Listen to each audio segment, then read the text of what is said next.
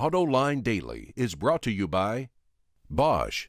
The number of clean diesel models in North America will double by 2014. Bosch Clean Diesel. Good, clean, fun. Bridgestone. Your journey, our passion. And by Dow Automotive Systems. Improving durability and increasing design flexibility with Betamate structural adhesives at dowbetamate.com. Hello again, and welcome to another episode of Autoline Daily. It's Wednesday, April 18th, 2012. We are smack dab in the middle of the week. I'm David Kiley, Editor-in-Chief of AOL Autos, and thanks for joining us today. McElroy is still out gallivanting, but he should be back for tomorrow's show. Anyway, here's the latest news.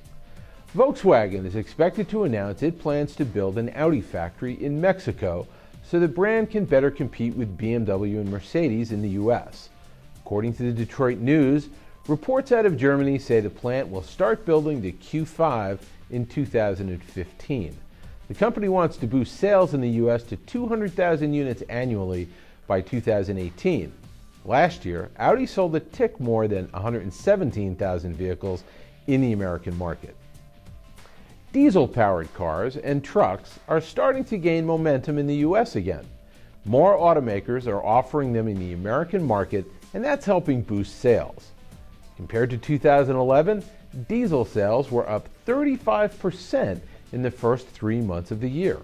Hybrid sales were up 37% in the first quarter, but as we've pointed out, there are far fewer diesels in the market than hybrids. General Motors announced pricing for its new bi-fuel trucks, and they ain't cheap. Versions of the 2013 Chevrolet Silverado HD and GMC Sierra 2500 HD, which can run on both compressed natural gas and gasoline, will cost $11,000 over the price of a conventionally powered truck. But the company says customers can save up to $10,000 over 3 years depending on their driving habits. Now, a quick comment from me on natural gas. Not too long ago, I drove the Honda Civic CNG, the only passenger car that you and I can buy that runs on natural gas. Other than a smaller than optimal trunk space, it was a pleasure to drive and, more importantly, a breeze to fill up the tank at a public station. Natural gas prices are the lowest prices today than they have been in more than a decade, and the U.S. is practically the Saudi Arabia of natural gas. Come on, this is stupid. It would be nothing to build out an infrastructure at retailers to pump natural gas, and the oil companies would have real competition for vehicular fuel stock. And never mind bi-fuel drivetrains. We ought to have a whole new flock of nat gas vehicles hitting the market in the next decade. But we don't. And that, my friends, is just plain stupid. Now, back to the news. Aside from the MSRP figures or the cost of options on a vehicle, pricing information is a closely guarded industry secret. You almost never hear an automaker say, we have $4,722 worth of steel in this vehicle, or the engine cost us $1,700 to manufacture. But the key qualifier here is almost. Ford CEO Alan Mulally let the kitty out of the sack earlier this week by announcing the cost of the battery used in the electric version of the Focus. Speaking at a green conference in California, he said the 23 kilowatt hour packs cost between $12,000 and $15,000. With prices like that, it's no wonder electric vehicles are so darn expensive. The base price of the Ford Focus Electric is just about $40 grand before the tax incentives kick in to knock the price down. Well, Infiniti may be kicking things up a notch. If the buzz on Autoblog and Motor Trend is true, the Japanese luxury brand could be working on a mega-powered G model. As it stands, the performance version of this popular car is pretty modest compared to what BMW's M division or the folks at AMG deliver. But that could change. Infiniti may be developing a 530 horsepower twin turbocharged version of the G. Again, that's 530 horsepower. The next generation of the car is expected to come out in the summer of 2014. The new Lincoln MKZ is pretty polarizing. A lot of people absolutely love it, others, not so much. But here's some good news if you don't like the car's grille. Ford's design honcho Jay Mays said not every new Lincoln will necessarily share the MKZ's new face. He said the overall shape will remain the same, but the texture inside the grille perimeter can be different. I guess it's a little like painting by number. I'm Isaac Bouchard in Napa Valley, California, with the newest entry in one of the most fiercely competitive segments of the automotive business. That story coming up.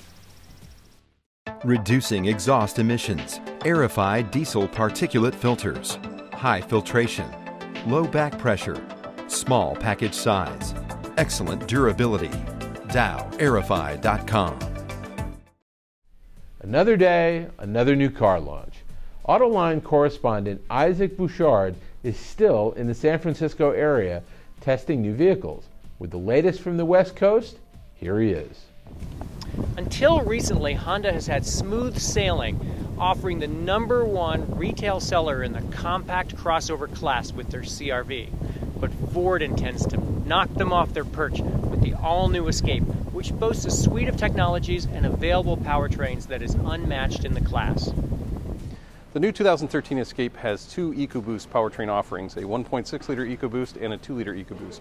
The 1.6-liter is our fuel economy leader and is expected to achieve 33 miles per gallon highway, while the 2.0-liter replaces our V6, is an ample towing machine capable of towing 3,500 pounds. It has 240 horsepower, 270 foot-pounds of torque. Using EcoBoost power, we've made good our escape from the Bay Area, and we're headed for Napa, California. Along the way, we're going to explore some of the other features of the Escape that will hopefully help it remain very competitive in this fiercely contested class. We have a ton of great new features and options in the Escape. I think the hands-free liftgate is really the highline feature. Imagine yourself for a second, maybe you're carrying a child and a bag of groceries, and you don't want to dig around in your pocket or purse to find the keys. All you need to do is walk up to the back of the vehicle, kick your foot under the bumper, and the tailgate lifts automatically. It's a simple and intuitive piece of technology that sort of makes people's lives easier.